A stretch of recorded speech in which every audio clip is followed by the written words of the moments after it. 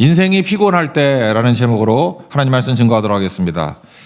제가 방송을 봤더니 어떤 열심히 살았던 교수님, 꽤 알려진 분입니다. 이제 은퇴를 하셨어요. 근데 그분이 그런 얘기를 하더라고요. 자기가 은퇴식 하는 날 한심해서 울었다고. 그래서 진짜 또 말씀하시면서도 눈물이 글썽하는 모습을 봤습니다. 훌륭한 분인데 자기 스스로는 그렇게 생각하는 것 같아요. 학문적인 업적도 없었던 것 같고 인간관계도 별로 좋지 않았던 것 같고 제자들도 제대로 키워내지 못했던 것 같고 그러니까 평생 뭘 했나 하는 생각이 들어서 자기가 한심하게 느껴졌다. 제가 볼 때 그분 분명히 열심히 산 분이거든요. 그냥 우리가 제3자의 눈으로 볼 때는 성공한 분이에요. 근데 자기는 열심히 살았다. 그런데 알거든요. 아무것도 아니라는 걸. 너무 허무해서 우는 겁니다. 그분은 정직해서 그런 표현을 한 것 같지만 다른 분들도 비슷하더라고요. 자기가 평생을 열심히 살았는데 돌이켜보면은 헛됨이고 허무함. 그러니까 의미가 없다. 그런 뜻이겠죠. 한 20년 전쯤에 한국에 일본은 없다라는 책이 있었거든요. 그래서 그 다음부터 이 책이 너무 베스트셀러가 되는 바람에 없다 시리즈가 쭉 나왔다고. 뭐 압구정동에는 비상구가 없다. 뭐 아름다운 방황은 없다. 뭐 없다. 제가 기억나는 겁니다. 20개도 넘었던 것 같아요. 없다. 최근에도 뭐 없다에 관심이 있나 봤더니 요즘엔 책은 안 나오고 뭐 이렇게 말을 만들었더라고요. 10대는 철이었고 20대는 답이었고 30대는 집이었고 40대는 돈이었고 50대는 일이었고 뭐 축구하다가 100세는 다 필요 없다. 뭐 이렇게 끝나더라고요. 그러니까 이런 말들이 재밌다고 느끼는 이유가 뭡니까? 공감하기 때문에 그렇잖아요. 사람들 열심히 삽니다. 근데 없다를 느낀다고. 아무것도 아니네. 나띵이네. 이런 거라는 것입니다. 헛되다, 허무하다, 의미 없다. 그런 거겠죠. 오늘 3절에 보니까 해 아래에서 이런 표현이 나오죠. 이 전도서가 12장밖에 안 되는데 29번 나와요. 해 아래. 해 아래라는 게 뭐냐면 이렇게 생각합니다. 이 땅에서 그런 뜻이에요. 해 아래가 있으면 해 위가 있겠죠. 이 땅에서. 그러니까 해 위는 뭐겠어요? 이 땅이 아닌 하늘을 바라보고. 그러니까 해 아래에서 할 때 이거를 이렇게 해석하면 좋겠어요. 하나님 없는 삶. 해 아래에서의 인생은 하나님 없는 만족, 하나님 없는 인생. 그게 해 아래에서의 삶이라는 거예요. 해 아래에서의 삶을 내가 살아봤다라는 거죠. 솔로몬이 하나님 없이 하나님의 백성인데 그때 얼마나 허망한지 아느냐. 그래서 목욕하는 거라고요. 살아봐야 아는 게 아니라 우리가 이렇게 살았던 사람이 이야기를 들으면서 혹시 내가 그럴 가능성이 있다 그러면 빨리 목욕을 해버려. 씻어버리라고요. 그리고 빨리 예수님 붙드는 것이 중요하다. 그래서 저는 전도서가 너무 좋다고 생각합니다. 시행착오를 줄일 수 있어요. 그래서 목욕할 수 있는 아주 좋은 거라고 생각을 합니다. 해 아래에서의 삶은 뭐예요? 하나님 없는 삶. 해 위에서의 삶은 하나님을 모시고 붙들고 사는 삶. 아까 우리 289장 찬송에 있죠. 잠언 4장 23절에 무릇 지킬 만한 것보다 마음을 지키라고. 왜 마음이 중요하죠? 생명의 근원이 거기에 있다고. 그러니까 마음에 예수님이 계시고 마음에 믿음이 있는 겁니다. 그래서 믿음의 좌소라 그래요. 믿음이 있는 장소. 근데 거기에 내가 들어가고 욕심이 들어가면 욕심이 들어가는 마음을 탐심이라고 그러잖아요. 욕심이 가득 찬 욕심이 주인인 마음 탐심. 고로새 3장 5절 탐심은 우상숭배니라. 하나님 있는 자리를 욕심이 뺏어버렸으니까. 그래서 제일 먼저 해야 될 일은 마음을 체크해야 돼요. 마음을. 주인이 누군가 거기서 예수님이 주인이 아니고 믿음이 꽉 차 있지 않으면 그거부터 해야 된다는 거예요. 나머지 행위가 아닙니다. 뭐 발버둥 열심 그런 거 아니에요. 그러니까 아까도 그 교수님 얘기했는데 왜 허망함을 느꼈죠? 자기 마음의 중심이 예수님이 아니었기 때문에 그래요. 그리고 믿음이 아니었기 때문에. 그러니까 열심히 살았는데 허망해지는 거겠죠. 그래서 오늘 핵심은 이겁니다. 우리 마음속에 딴 거 들어가 있는 것들을 빨리 씻어내고 내 마음의 중심에 그 사형리에도 나오잖아요. 시시에 나온 사형리에도 의자 하나 갖다 놓고 내가 주인인 인생 그게 탐심이에요. 우상숭배고 의자에 예수님이 왕 대신 인생, 주인 대신 인생을 살아야 된다는 것입니다. 여기 오늘 세 가지를 얘기하고 있는데 헛됨이 있다는 거예요. 헛됨은 뭐냐면 마음에 예수님과 믿음이 들어가 있지 않는 마음이에요. 그게 헛됨이라고. 헛되면 내 힘으로 한다는 거잖아요. 첫 번째는 뭘 해도 변화 안 된다는 거예요. 우린 그러죠. 뭐 결심하면 변화가 될 것 같고 노력하면 변화가 될 것 같고 안 된다는 것입니다. 4절을 보니까 한 세대는 가고 한 세대는 오되 땅은 영원히 있도다. 그러니까 시간이 지나도 변함없다라는 거예요. 솔로몬은 왕입니다. 왕이니까 권세가 있죠. 그러니까 우리보다는 훨씬 변화시킬 힘이 강했을 것 같은데, 그런데 그 힘 가지고 변화시키려고 그랬는데 변화가 안 되더라는 것입니다. 그러므로 우리도 쓸데없는 시도하지 말라는 거예요. 내가 뭘 누굴 변화시켜? 잘 안 된다라는 거예요. 그래서 혁명을 하지 않습니까? 제가 지금 또 이름을 잊어버렸는데 그 혁명의 배반이라는 책이 있었는데, 혁명의 배반. 제가 학교 다닐 때는 뭐 혁명 이런 게 되게 많았거든요. 혁명의 해부, 혁명의 배반. 제가 두 책을 제일 재밌게 읽었던 것 같은데, 모든 서양 문화사를 관통하는 게 뭐냐면 혁명하죠. 변화시키겠다고. 다 배반해요. 혁명을 하겠다는 녀석들이 더 나쁜 놈이 돼. 그렇다고요. 뭐 역사를 또 얘기해야 되나. 프랑스 혁명도 그렇고 레닌 혁명도 그렇고 쿠바 혁명도 그렇고 뭐 다 느끼지 않습니까? 혁명의 배반. 변화가 안 된다는 거죠. 이걸 제일 재밌게 얘기했던 사람이 소설가인데 제임스 D 멜로이라고, 한 번쯤 들어봤을 거예요. 나는 젊었을 때 세상을 변화시킬 수 있을 거라고 생각했다. 그래서 하나님께 기도했다는 거예요. 세상을 뒤엎게 해달라고. 근데 그게 잘 안 되더라는 거예요. 중년이 되어서 나는 이제 덧없이 인생의 반이 흘렀다는 걸 깨닫게 되었다. 그래서 이제는 세상이 아니라 내 주변이라도 변화시켜야 되겠다. 이렇게 결심을 했는데 그것도 안 되더라는 거예요. 그러다가 또 지나서 우리 가족만이라도 그것도 안 되더라는 거예요. 이제 다 늙고 이제 인생을 정리하게 돼서 이제 기도하는 건 이거라는 거예요. 나 자신이라도 변화시켜 달라고. 그러면서 이제 후회하는 겁니다. 하나님, 내가 만약에 젊었을 때부터 나부터 변화되게 해달라. 그랬으면 내가 변화되고, 내가 변화되는 모습을 보고 가족이 변화되고, 가족이 변화되는 모습을 통해서 내 주변이 변화되고, 혹시 세상이 변화되지 않았을까. 약간 좀 시니컬하면서 재밌게 쓴 표현이죠. 그런 겁니다. 그러니까 무슨 얘기예요? 변화 안 됩니다. 변화 잘 안 되거든요. 그러므로 하나님 없는 인간의 노력으로 변화시킨다라고 하는 것은 죄송한 얘기지만 안 될 걸, 그 얘기예요. 안 될 걸. 그러니까 변화는 언제 일어나는 게 되는 거죠? 내 마음의 문제라고요. 마음이 예수님을 모시면 그때부터 변화가 돼요. 예수 혁명이라고 그러잖아요. 예수 혁명. 그리고 믿음이 들어가면 그때부터 변화가 돼요. 그래서 교회를 변화시키겠다 그럴 때는 하나님 말씀을 증거하고 오직 예수를 증거해야 됩니다. 마음을 열어주십시오. 예수님이 주인 되게 해주세요. 마음을 열어주십시오. 행위가 아니라 믿음을 심겨주십시오. 그러면 사람은 변화된다는 것입니다.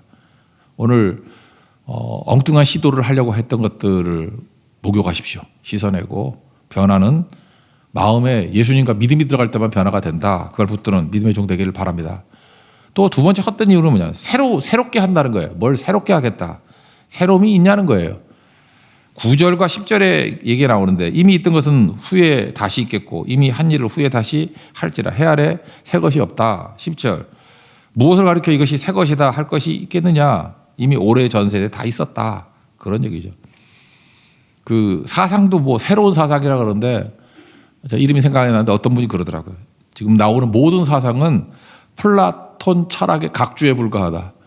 그러니까 그리스 철학의 그 플라톤 철학이 있는데 그거 조금씩 바꿔놓은 거지. 제가 봐도 그래요. 뭐 별로 다른 거 없어.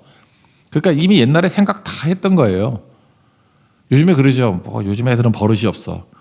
그 기원전 5,000년 전에 썼던 그 바벨론 문서에 보니까 요즘 애들은 버릇이 없어 그렇게 나와요.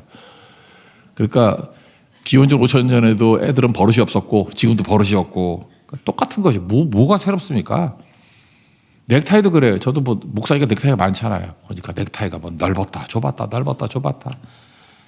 그냥 그러는 거예요. 뭐 경기 따라 여자분들 스커트 길이가 달라진다면 불경기 때는 짧아지고 뭐 호경기 때는 길어진다며 뭐 길었다, 짧았다. 그게 그거예요. 내가 보니까 90년대 패션이 제일 멋있는 것 같아. 그때가 제일 예뻤던 것 같아. 지금 무슨 뭐 여자들 다 똥자루 같이 입고 다녀가지고 난 뭔지 잘 모르겠어. 또 조금 지나봐요. 또 그러면 또 딱 붙고 붓컷이라 그러잖아. 나팔 바지 또 입고 다닐 거고. 돌고 돌고 도는 거예요. 뭐가 새롭습니까? 새로울 거 하나도 없어요. 그런데 그냥 발버둥 치는 거죠.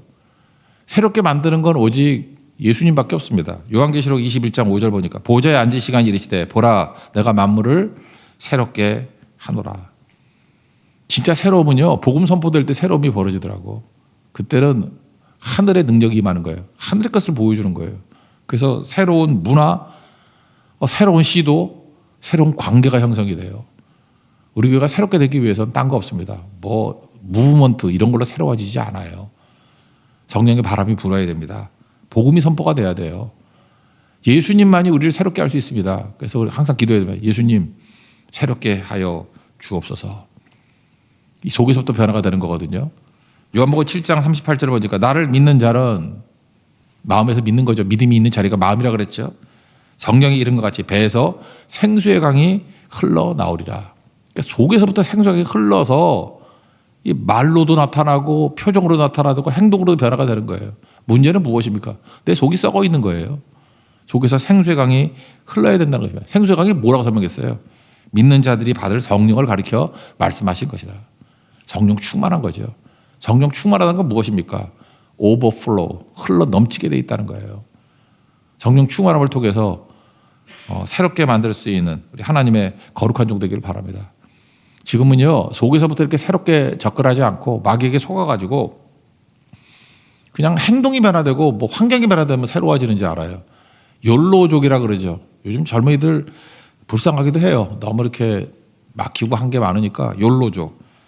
욜로가 뭐예요? You only live once. 한 번뿐인 세상, 인생 그런 거 아니에요? 한 번뿐인 인생이니까 뭘 하는 거죠?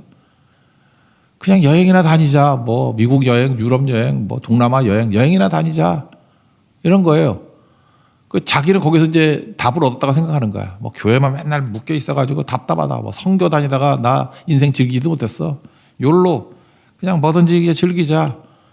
그러면 잠깐 뭐 되는 것 같이 보이죠. 얼마나 깊은 수렁에 빠질지 본인은 모르는 거죠. 그러니까 현재를 즐기자. 나를 위해 쓰자. 나를 위해서 투자하자. 그래서 욜로족의 특징이 뭔지 알아요? 옛날에는 미래를 위해서 현재를 희생하고 그랬잖아요. 그 기독교 정신 아니에요? 지금 희생하고 인내하고 그래서 장차로 하나님의 영광을 바라보고 원래 그게 인생인데 마귀가 이걸 뒤집어 놓은 거예요. 욜로. 지금이 중요해. 또 하나 뭐야? 남이 무슨 탓이냐? 남에 대한 관심이 다 사라져버리고 내가 즐거우면 되고 내 이기면 되고 뭐든지 내게 최고야.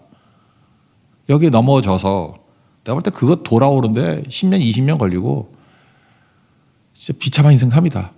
야곱하고 똑같아요. 야곱이 한번 욜로같이 살다가 죽도록 고생하다 험악한 세월 보냈습니다. 그러고 돌아오잖아요. 제가 볼 때 그건 빨리 줄이면 좋은데 그래서 필요한 게 전도서입니다. 젊었을 때 젊은이들이 전도서를 읽어야 돼요. 욜로가 답이 아니다. 솔로몬이 해본 거 보고 너나 해라. 난 이렇게 안 살아.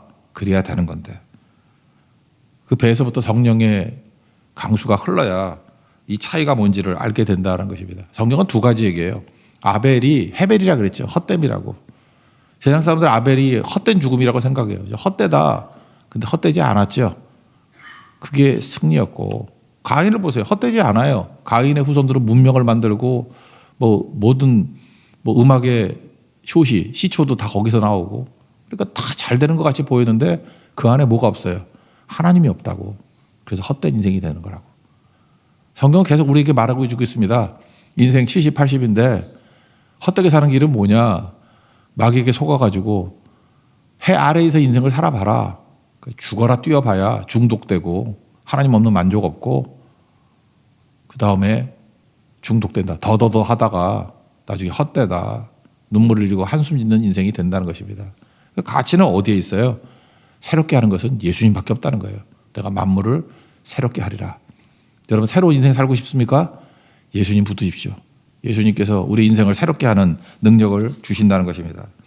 그리고 세 번째는 영원히 남는 게 뭐냐? 영원한 거. 우리 영원한 거 되게 원하죠. 그래서 내 이름이 영원할 거다. 잠깐 이름 남기려고 그러고 흔적 남기려고 그러고 한번 생각해 보세요. 그 50년만 지나면 우리 기억할까? 기억 못 해요. 저는 우리 할아버지도 못 봤어요. 할아버지 순교하셔가지고 못 봤는데 할아버지 아버지 그러니까 증조 할아버지 나 잘 모르겠어. 뭐 얘기도 못 들었다가 할아버지가 돌아가셔 우리 할머니가 오락가락 하셔가지고 증조 할아버지 이름도 3가지 이름을 얘기하니 내가 어떻게 외워? 그러니까 며느리가 할아버지 이름도 잘 몰라.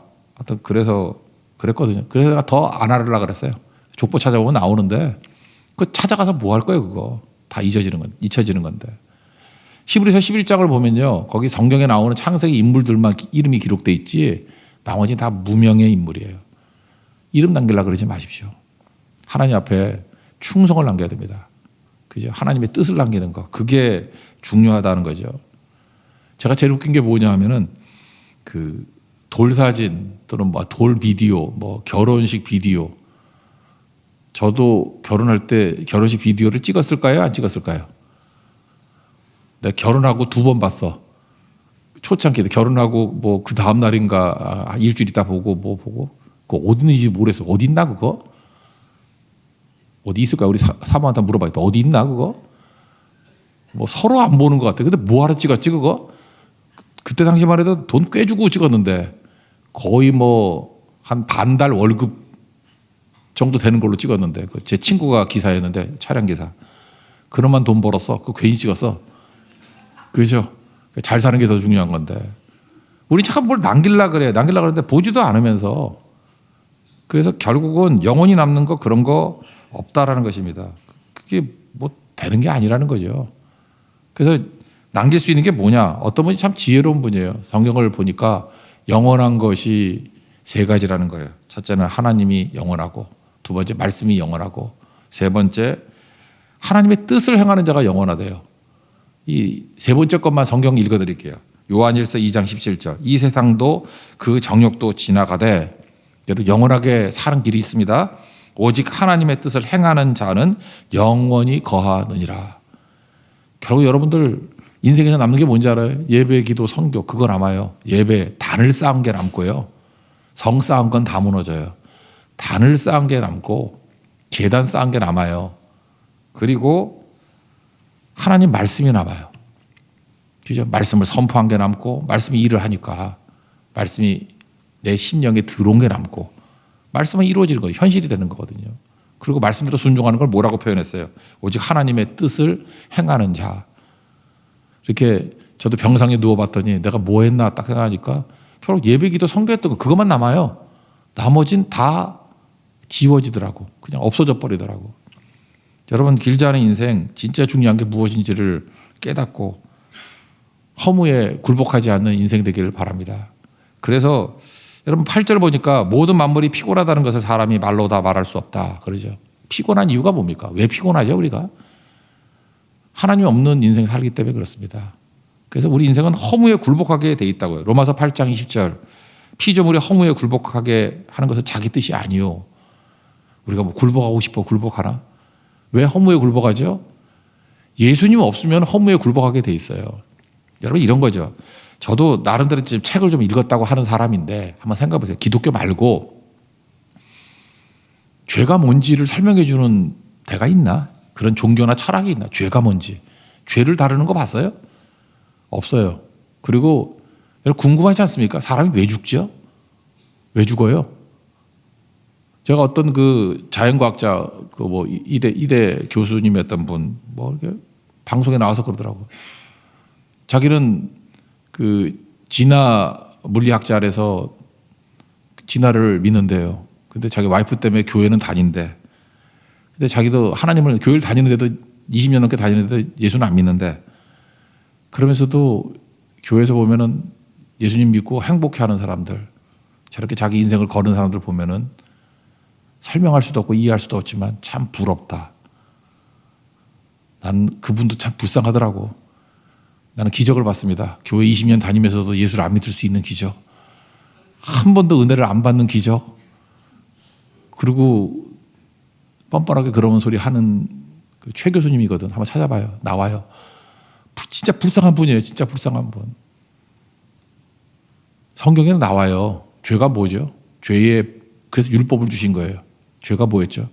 하나님 거부한 게 죄예요. 안 믿는 게 죄라고. 그래서 우리는 죄를 알아요. 뭐 윤리, 도덕 그런 거보다 근본적인 것은 하나님 안 믿는 게 죄예요. 죄는 하나님 안 믿는 거. 그게 원죄. 하나님 말씀을 거부하는 거. 그게 원죄. 왜 죽죠? 죄 때문에 죽는 거예요. 그래서 우리는 알아요. 우리는 허무에 굴복하고 죽고. 그러니까 답답하죠. 그러니까 율법을 왜 주셨어요? 죄가 뭔지를, 모세 율법은 죄가 뭔지를 깨닫게 만드는 거고 진단하는 거예요. 그리고 왜 죽는지를 말해주는 거예요. 답이 있어요? 없어요? 없어요. 죄인인데 살 길이 없고요. 죽는데 벗어날 길이 없는 거예요. 그래서 답답했는데 주신 하나님의 답이 뭐예요? 그 예수님 아니에요. 십자가 부활. 예수님 믿으면 죄 씻음 받고, 예수님 믿으면 예수님과 함께 죽고 함께 부활하게 되리라. 그게 로마서 8장에 쭉 나오는 얘기 아니에요? 우리가 이제까지 썩어짐의 종로로 되는데 여기서 해방되는 날이 있다. 영광의 자유를 누리는 날이 있다. 언제요? 예수님 믿고 예수님이 성령 보내주시면 그 믿음으로 우린 그렇게 된다라는 거예요. 그리고 뭐라 그래요? 우리 몸의 속량을 기다리느니라. 우리가 보이는 것을 믿는 사람이 어디 있냐? 만약 우리가 보지 못하는 것을 바라면 참음으로, 인내, 이게 뭐예요? 버틴다는 거죠. 믿음으로 기다릴지니라. 이럴 때만 허무함이 사라지고 헛됨이 사라지고 승리할 수 있다는 것입니다. 그래서 여러분들 오늘 이렇게 목욕하는 말씀이야 그랬죠. 지금도 뭐 이것저것 해보고 난 다음에 뭐 깨달은 한두 마디 하려고 그러지 말고, 전도서 읽는 사람은 그렇게 사는 거 아닙니다. 이런 헛된 시도들 했던 것들을 미리 알고 목욕하십시오. 그리고 우리의 유일한 소망, 허무에 굴복하지 않는 유일한 길은 오직 예수님밖에 없다는 거. 우리를 속량해 주시고 우리에게 해방시켜 주시고 우리에게 영광의 자유를 주시는 분은 예수밖에 없다. 그리고 오직 하나님의 뜻을 행하는 자만이 영원하다. 영원히 남는 하나님의 거룩한 종 되기를 축원합니다. 자리에서 일어나겠습니다. 주의 손이 찬양하겠습니다. 주의 손이.